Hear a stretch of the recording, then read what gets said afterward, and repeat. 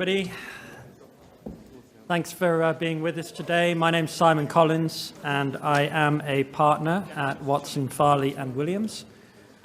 I was delighted to see our name quite high up on the list of sponsors for today's event, and welcome back, Capital Link, to the second Japan event. We're very pleased now that we have, Watson Farley have opened an office in Tokyo, and so we're able to be on the ground in person and part of this event.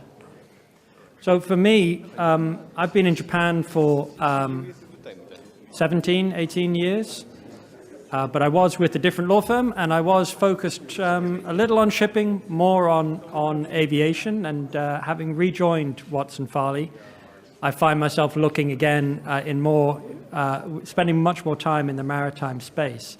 So it's interesting for me. This is a well-timed forum and a well-timed panel and an opportunity to consider financing in the maritime space. I'm joined today by two very esteemed panel members, and I'd like to ask Andreas and Oscar to introduce themselves and talk a little bit about what they're doing and particular connections to Japan. Andreas? Okay, I can start. So good morning, everyone, and thank you, Capital Link, for inviting us back here to Tokyo. It's a great pleasure to be here. So my name is Andreas Røde. I'm the CEO of Ocean Yield. Ocean Yield is a maritime leasing platform established in 2012, and what we do is predominantly focusing on long-term bareboat leases. We currently own a fleet of 64 vessels. We've had a focus since day one on modern vessels, and I think today we have an average age of our fleet of around 5 years. We are sector agnostic. We have 18, I would say, well-established and well-known customers divided into 8 different segments. And you know, the long-term nature of the charters provides sort of a solid foundation for the business, and we currently have a backlog of close to $4 billion on an EBITDA basis, an average charter tenure of around 10 years. So, you know, using that as the foundation, we built, I would say, a robust and diversified portfolio. We have a strong balance sheet, equity ratio currently north of 31%, and we always, you know, seek to have, you know, a robust cash balance of, you know, plus minus $100 million. We used to be listed from 2013. 2 years ago, we were sold to the infrastructure arm of KKR in a take-private transaction, you know, valuing the equity of the business just shy of $1 billion. Clearly, KKR Infrastructure is a capital-rich, long-term owner, and I think that under the KKR umbrella, our focus really remains on selectively growing the portfolio. We've been fairly active over the last couple of years, and looking at, you know, predominantly commodity shipping. When we came here in 2019, we had, you know, just done our first financing deal in Japan. We financed 2 platform support vessels that are on long-term charters to Aker BP. That was with a syndicate of, basically a syndicate led by SMBC, and subsequently they invited some other Japanese financing institutions into that structure. I think, you know, that's briefly who we are and how it all started. Oscar? Very good. I'm Oscar Ulstein. I'm a partner at Maritime Asset Partners. We are also a maritime leasing company founded in 2017. We have 2 major shareholders. One is an industrial group of 4 Norwegian families, and then we also have an institutional investor from New York. Today we have 33 vessels in our fleet. It's across all segments. On the shipping side, we have containers, tankers, bulkers, and gas. And then recently, since August of last year, we've done quite a bit on the offshore side as well, which we find very interesting. We have offices in Malta and in London. We are 8 people in total across the company. You know, we are, in many ways, call it the younger brother of Ocean Yield. They walked up the path before us. We have a very similar investment view, but we probably focus more on mid-aged vessels. So while Andreas was saying that their average fleet age is around 5 years, we are probably more around 11 to 12 years. Great. Thank you both very much for joining the panel today. So our task is to talk about financing, and I think the specific focus that we have is, as non-Japanese, looking at the Japanese market for financing, what are some of the trends we're seeing? What are the areas which are hot in Japan in terms of financing? What's not really available? And in order to do that, I think we also need to look a little bit more globally at what's happening in those equivalent markets outside of Japan. And then, time permitting, we may also look at some of your experiences in Japan and what top tips we have for people looking to build those relationships, those financing relationships in Japan. So I think it's going to be a pretty free-running discussion, but maybe we can start with the most obvious source of finance, which is, I think, for me, debt. Yep. What are we seeing in Japan as far as options for debt financing, and maybe what are we seeing outside of Japan as well, which helps to set Japan in context? Start with you, Andreas? Yeah, we can start with sort of what we see in terms of the general market. I think, since we came here last in 2019, I think the majority of the shipping markets have experienced quite strong underlying freight markets. So a lot of the owners have, made healthy profits. And typically on the back of that, the banks tend to, come back into shipping or increase their appetite. So, following a period where we saw several banks actually pulling out of shipping, I think we have started to see the reversal of that. So we actually see, increased appetite among Western banks and also among, some of the more sort of, Japanese or even sort of Chinese-based banks. We're also coming off a period where, Chinese leasing have been very active. I do think that we are seeing somewhat of a change, not in terms of their appetite, but probably among the owners' appetite, just purely due to sort of the geopolitical situation that we're currently experiencing. People are a bit more reluctant, particularly to do leasing transactions in China. And one of the main reasons for that is sort of the potential threat of sanctions. And, bearing in mind that if you do a sale and leaseback, you also transfer the title. If you do a commercial bank loan, you can always prepay the facility, but it becomes somewhat more complicated if you engage in leasing. So I think what we see as Ocean Yield, we actually see an influx of new banks coming into our syndicates. We've been fortunate in the sense that, the banks like our business model with long-term charters and they like the diversification. And I was sort of pleased also to say that, being owned by a private equity fund, although it's the infrastructure arm, that has also opened up, I would say, new pockets of capital, new banks that, we didn't work that closely with before. So all in all, appetite has been strong on the lending side. And I think we all sort of testify to the fact that, the banks tend to sort of march in the same direction at the same time. So, when someone wants to get out, or everyone wants to get out, and when someone wants to get in, it's typically sort of, the consensus for the entire group. Yeah, I'd echo what Andreas said. Won't add too much to that. I think one interesting thing that we're seeing, of course, is, as Andreas said, on the shipping side, a lot of the banks are coming back. As I mentioned in the introduction, we've also done quite a bit on the offshore side, and there's a reluctance amongst the banks. Very many of them went through tough times in the challenging periods on the offshore market and have therefore withdrawn. It's partially because of some of the losses that some of them faced, and then also because of the ESG element that a lot of them are focusing on. Which is also an interesting thing, and I'm sure we'll talk a bit about it today, in terms of the Western banks' appetite for ESG and focusing on younger vessels. With that said, we also have a very supportive bank group to finance our shipping assets. So we've concluded facilities with 4 different banks in Europe, 3 in Europe and 1 in the US, and most recently, which we're very excited about, and also one of the reasons why we are here, we've concluded 2 transactions in Japan with Japanese lessors.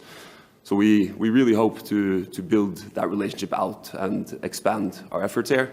And also, it's fantastic to be able to visit Tokyo. It's such an amazing city, so that's a very good reason to also come here. Thank you. You guys have touched on lots of topics there. So if I could kind of summarize a little bit from what we're seeing internationally, we're seeing a strong interest in the maritime sector from the international banks, which I guess means more competition for the Japanese banks to, they're not the only players in the market. Within Japan, I see different kind of different types of institutions involved in the lending market.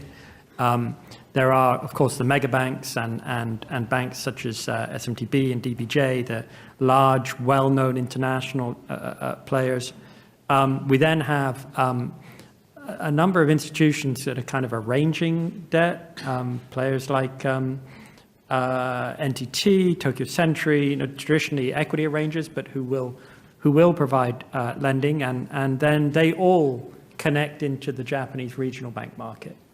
So if you're looking at kind of accessing all of that, how would you go about it? And do you think those are valuable sources of finance for the international players?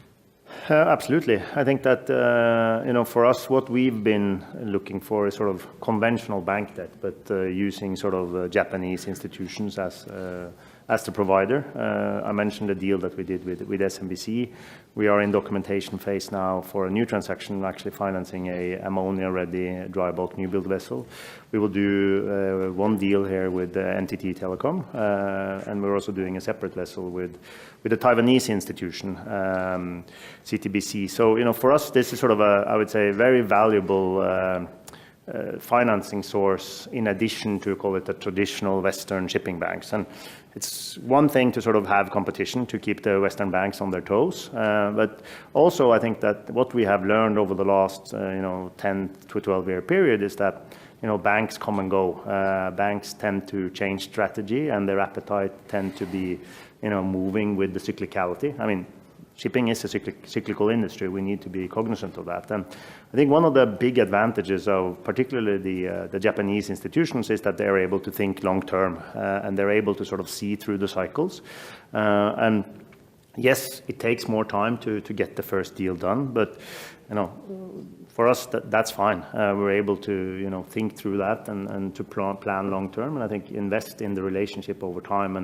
And there are many other ship owners, that I've met here earlier today, and that we've also met, before, that, have been active in the Japanese market for a very long period of time. And often, the Japanese are there when the Western banks are not there. So for us, it's sort of, a source that we would love to develop more, and we already see sort of the merits and fruits of doing so. Yeah, and I think, all these institutions are also on their own journey. I think it's interesting to see, for example, in the regional bank market, that several banks are now opening offshore offices and really starting to originate their own transactions and build their international network and contacts. But a number of, there's like 120 regional banks in Japan, and they're all under the same, I'll say, incentive to start to deploy these big deposits that they have in more profitable work. And I think the importance of somebody who knows that market, it's probably not you guys, right, directly. You don't have the contacts into 120 regional banks. So how do you then strategically kind of work the Japanese market and connect up with that? Yeah, no, happy to take that one. Just a quick comment first, Simon, on what you said before I answer the question on Japanese institutions opening overseas offices. That's also a very interesting part of this in terms of having a mutually beneficial relationship, because we're seeing and following some very productive meetings that we've had here in Tokyo, that a lot of Japanese are expanding outside of Japan and doing business with ship owners in Europe and elsewhere.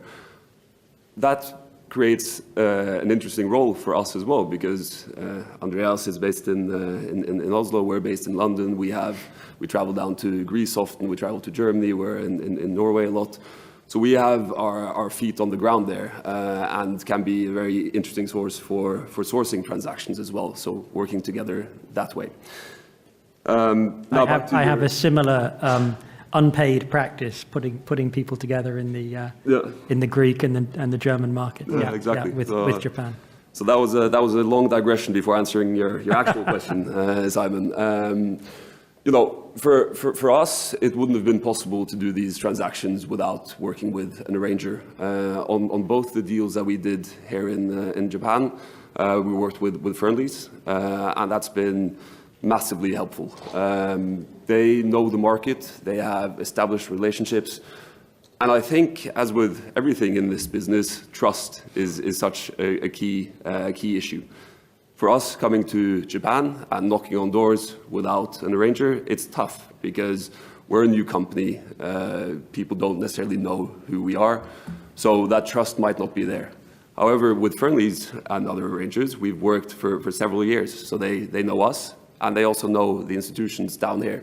So that trust is already established, and I think that lays a really important foundation for the ongoing discussions. So it's really, I think, Andreas, you probably share this as well. It's really of key importance to be able to work with an arranger here as well. We think that we are patient, but maybe not that patient, and so as such, it's sort of helpful to have someone that have experience on both sides, that have executed deals not just with the Japanese institutions, but also with our respective institutions beforehand. And I think that it goes both ways in terms of managing expectations, actually doing guidance. I think it's helpful for the Japanese to get guidance with respect to what can be done in the Western bank market, where are sort of deals being done outside of Japan, and I think that's more difficult if you don't have sort of the relevant experience. And I think that we've also worked with Fearnley's. We've had discussions with other sort of arrangers or underwriters as well. And I think that at least for us, I mean, like Oscar and his team, I mean, we are 10 people in Oslo and 5 in Malta. So there's only a limited set of resources, and as such, we need to benefit from other people that have spent more time than us on the ground there.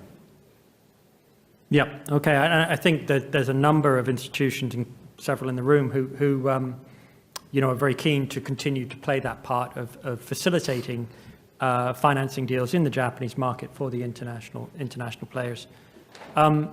If I then step away from the very competitive debt market and think about sale and leaseback as another option, you touched briefly, Andreas, on what you were seeing in China. I think. Over 5 years, maybe China's done a huge volume of sale and leaseback, but perhaps those volumes are decreasing a little now, and terms are hardening a little. Do you see Japan as a competitive alternate source of sale and leaseback? Yeah, it seems like it. I mean, one question you could ask is sort of why is there room for someone like Oscar and ourselves to play a role in the capital structure of various shipping companies? And I think that we often compete against Japanese transactions, basically sale and bareboat back or sale and leaseback transactions with Japanese owners. I think there's a couple of distinctions in terms of, one, you need to have the relationship, you need to have the time to actually execute on those transactions, and it's often sort of, one by one, one vessel at a time. So I think, we're able to sort of compete against those transactions on the one side, and then, on the other side, we could use sort of those kind of transactions as a financing source. Effectively, what we both do is capital structure arbitrage, and, our task is to source the best possible priced capital, and the more attractively priced capital we have, the more competitive we are for, stronger counterparties. I think, we have never used leasing as a financing source. I think, Oscar, you have more experience with that, and you've done two recently. So yeah, no, correct. The two that we did were leasing, and obviously it's very attractive capital. No, I think when people talk about often, for example, Japan and leasing here, how it's very cheap money is what they say.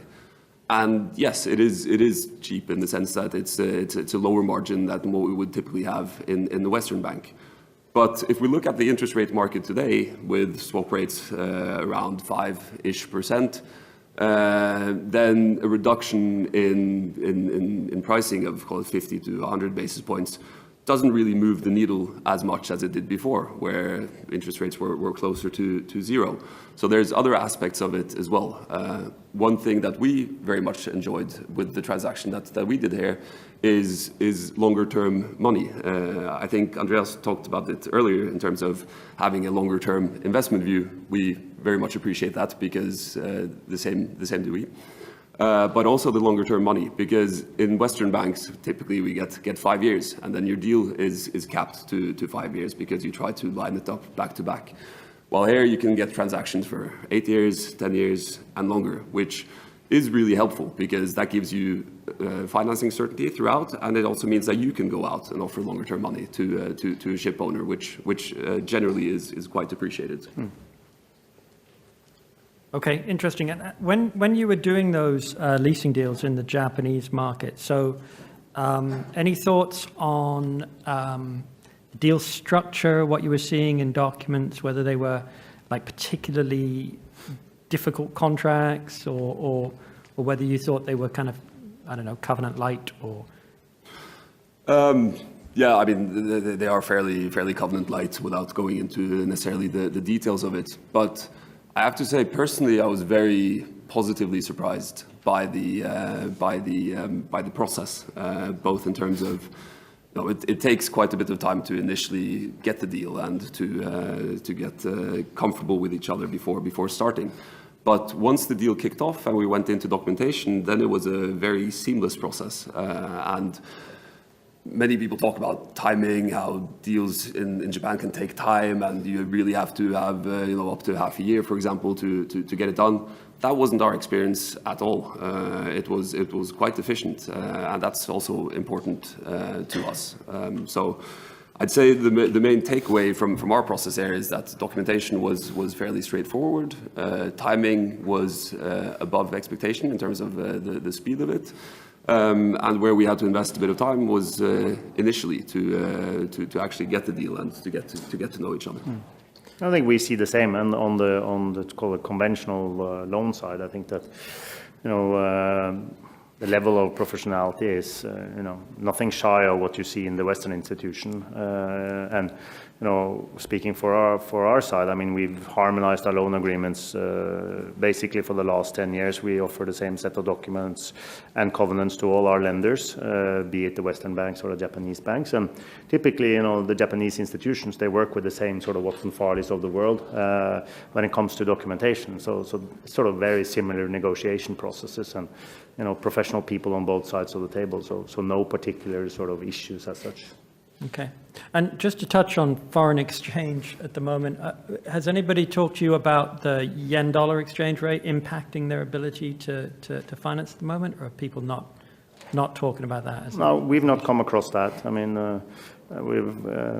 we've spent a lot of time talking about currency coming from Norway. We are probably the only country in the world that has a similar weak currency to the yen at the moment. So clearly this is on top of our agenda, but from a different perspective.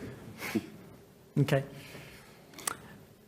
Yeah, same haven't come across it. Not coming up. Okay. I think related to sale and lease back, and perhaps something I can talk to a little bit, is the tax lease. A large part of our practice in the Tokyo office is structuring JOLCO in particular in the maritime space. We during the COVID years, the balance between the different asset classes tipped quite strongly in favor of maritime because of what was happening with aviation, and that balance is drifting slowly back, but still, I think a substantial number of maritime assets being financed in the tax lease market. There was a tax change earlier this year, which rocked the market a little bit, increased uncertainty, and has reduced the volume of new building ships which are being financed in the tax lease market. But it still remains pretty robust. I think what we see is demand demand from the people who are owning the ships, and equally demand from the Japanese equity.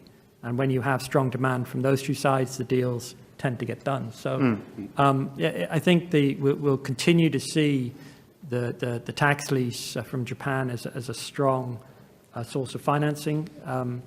There are a few alternates in the tax leasing world. Most tax leases have been shut down.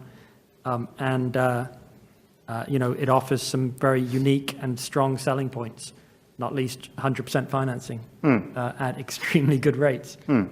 So I think that'll continue as an important part of the overall picture in Japan. What else is out there in the Japanese market outside of the sort of leasing and the debt? Do you see anything, from your perspective, in sort of funds space, or not much available in Japan? What are you seeing? Well, we haven't come across that many sort of specialist funds originating out of Japan. I would say it's fair to say that we see, smaller outfits that are sort of similar to MAP or to Ocean Yield sort of popping up with different type of capital and different type of investment mandates. And I think that, from our perspective, I think that, we welcome all sorts of, call it, competition. We think that there's definitely room for more players in the maritime financing space. I think our view is that, the energy transition journey has just begun, and I think that, the maritime space is requiring, I would say, substantial capital to be invested, not just in the ships. I think, we also underestimate significantly the investments that's needed on the infrastructure side. I think that, Marco and Mats were talking about sort of, would we build this or that type of ship? I think, people are definitely dependent on getting access to the fuel type that they are building for.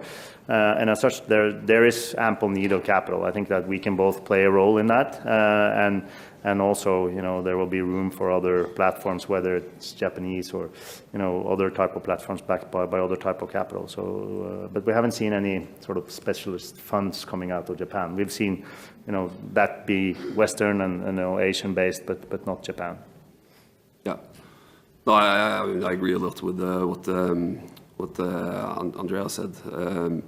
When we launched Maritime Asset Partners back in 2017, it was coming off a time when banks were pulling back quite a bit in shipping. Obviously, as we talked about earlier, a lot of them have started coming back. But when you look at the overall financing need for the industry, then I'd say that our investment thesis when we started in 2017, which we thought was good then, I'd say it's even better today. And it's better because you can really see now that there is a long-term need for this capital. And that's also how we view things and how we are set up as well. We're an actual corporate, so we're not a fund. We don't get management fees or anything like that.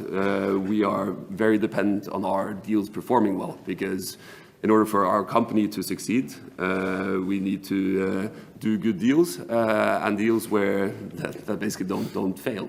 So we have very good alignment with all the transactions that we do, and I think my hope is that both Ocean Yield and Maritime Asset Partners is here in 10, 20, 30 years, right? And that's, I think also, I'm speaking maybe a little bit for Andreas right now, but primarily for myself, is I think that's how we analyze transactions as well.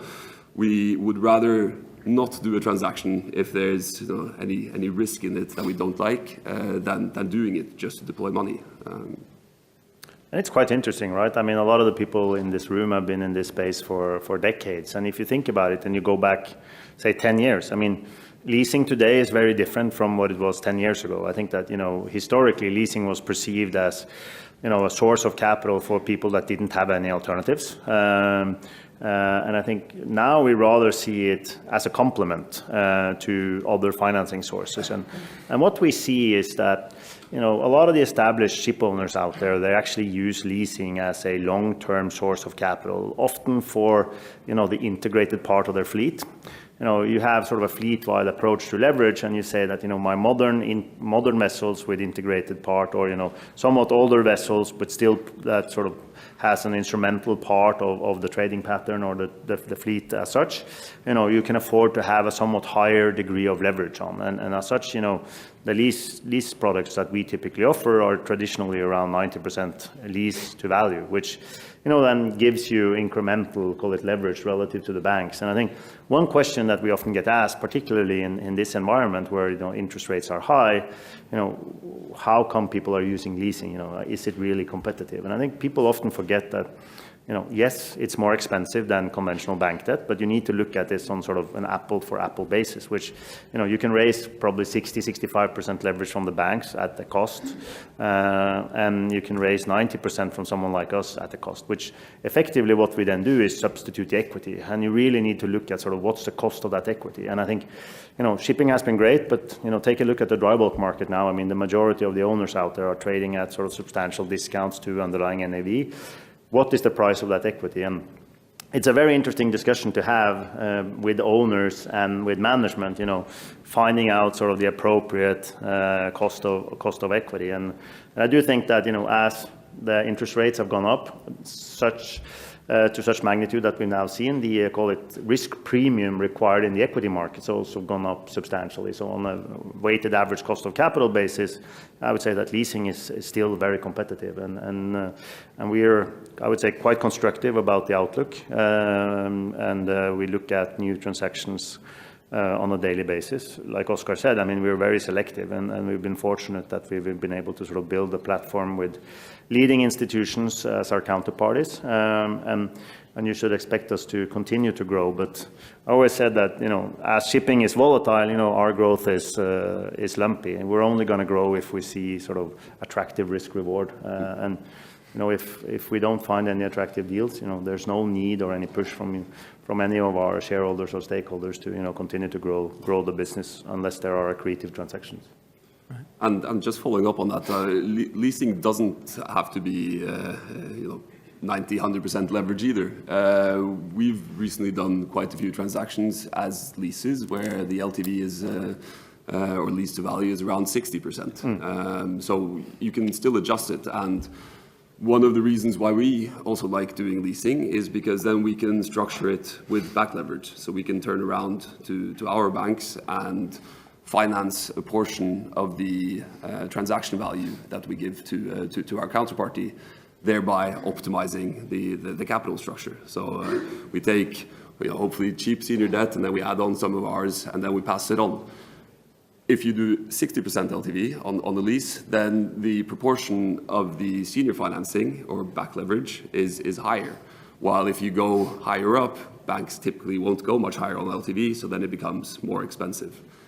And I think it's of key importance right now with the market, how it is when you see tankers, since sort of the lower values, 10-year-old Aframax has gone up 150-200% in value.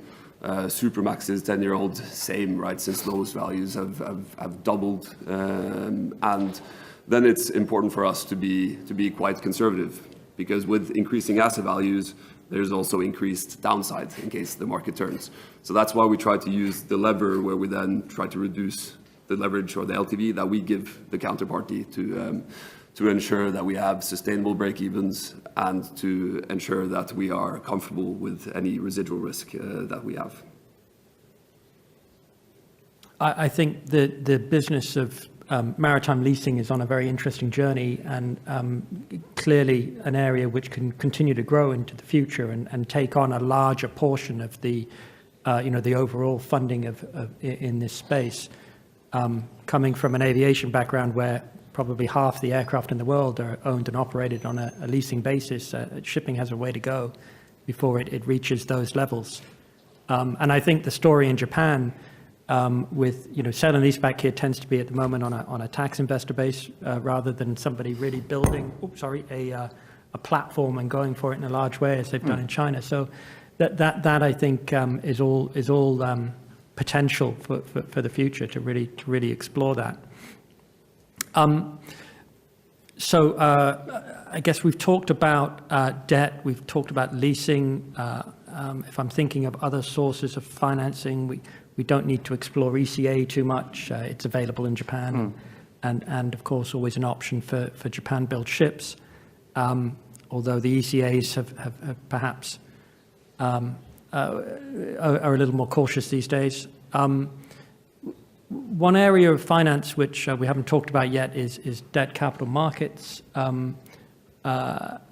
It is a significant source of finance in the US, but I guess not really in Japan.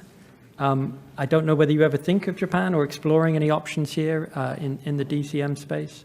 We have not done that. I mean, we've been utilizing the Norwegian bond market, and we currently have 4 instruments outstanding, the equivalent of, call it, $250 million. I think that, one of the things that, without sort of knowing the ins and outs of the Japanese DCM market, I think one of the great advantages for someone like us is the ability to go to the market quickly. And, that market is very document light, and also has a great degree of flexibility, which is important when you're operating in sort of a capital market perspective where the windows open and shut and so on a very short sort of time frame. So, but clearly, I mean, we are very much open and pragmatic. So, any source of capital that we can find that are better priced than others is always something that we're open for. And I think, if you think about sort of what Maritime Asset Partners and Ocean Yield can offer sort of Japanese institutions, whether it's banks or leasing providers or even sort of investors in credit instruments, I think it's sort of another layer of protection, right? Where, there is inherent diversification in our platforms, and you actually get another layer in between, call it the end user and the creditors providing the funding. So, it has sort of attributes which I would think could also be interested to sort of the bond market here. Yeah, no, I agree on that. And in terms of the DCM market, we haven't done anything here, and we haven't done anything in Europe yet either. We are a private company, and what we do have is we have a lot of flexibility in terms to make strategic decisions if they make sense. So we're not listed, again, privately owned, and if there's anything that makes sense on the equity side or on the debt side, then we're quite optimistic to listen to it, which is a comfortable position to be in. And I also agree with Andreas's point. I think it's instrumental in the sense that the added layer of protection that you get is from also somebody who thinks like the financing institution. We all analyze and look at these things fairly similarly.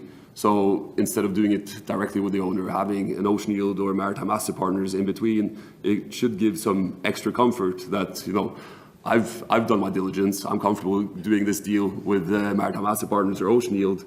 And I'm also comfortable that they've done their diligence on the ultimate counterparty because they don't want to lose any money. They're subordinated to me. So I think that's a very good point, Andreas. Yeah. Okay, I think that's I will throw that challenge out to the room then. There are clearly DCM products that could be utilized in this space. They're not being offered at the moment. Japan is the third largest economy in the world, I think, still. There's a lot of investors out there who could be connected up. It could be a very rich pool of liquidity for the market. I think that more or less takes us to the end of our time, gentlemen. So thank you all for your attention, for attending, and please help me thank our panel.